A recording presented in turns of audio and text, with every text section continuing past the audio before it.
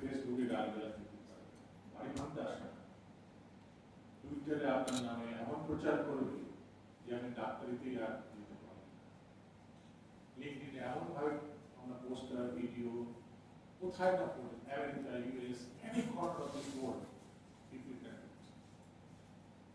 So doctors ডেতে দুটো ব্যাপার আছে, আপনাদের বুঝতে হবে ডক্টরের what's the problem with the doctor, and doctor has to understand what is the problem with the family and patients and the mass and the whole country itself.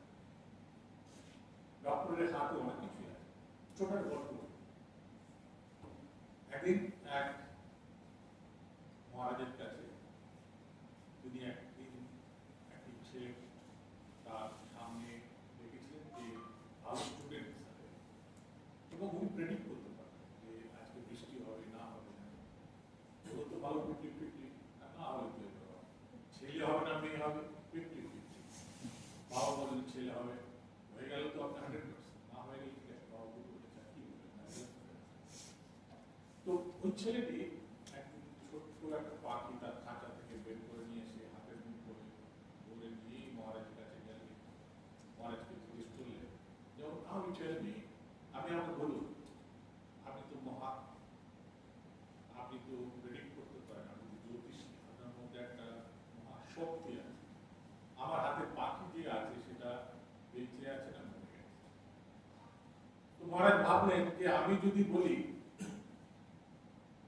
মৃত্যু আছে, তো পাখিটার হাত তো ছেড়ে দেবে, পাখি উড়ে যাবে, বলবে আমি ভুল।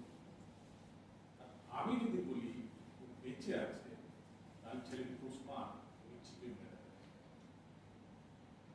তো গল্পের মাধ্যমে এটাই বলতে চাই যে মহারাজ কি বললেন, মহারাজ তাই বললেন, আমি জানি না পাখিটা বেঁচে আছে কি মরে গেছে, কিন্তু পাখিটার জীবন তোমার হাতে হবে, তুমি ওকে মারতেও পারো বাঁচাতেও পারো।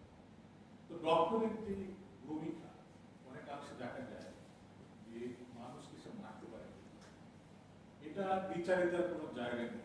মানুষ যদি ভালো করে চিকিৎসা না পায়, ভুলভাল চিকিৎসা যদি করে, ভুল ডায়াগনোসিস যদি করে, তার জন্য চাই এটা এর কোনো অল্টারনেটিভ নেই। বিধানদায়ী ছিলেন আমার একজন চিকিৎসক, প্রথমবার আই থিঙ্ক 30টা মিটিংয়ে তাকে রিকোয়েস্ট করা হয়েছে, ইজ এ ব্রিলিয়েন্ট স্টুডেন্ট। তারপরে just because he is an Indian, his application was not accepted. So ultimately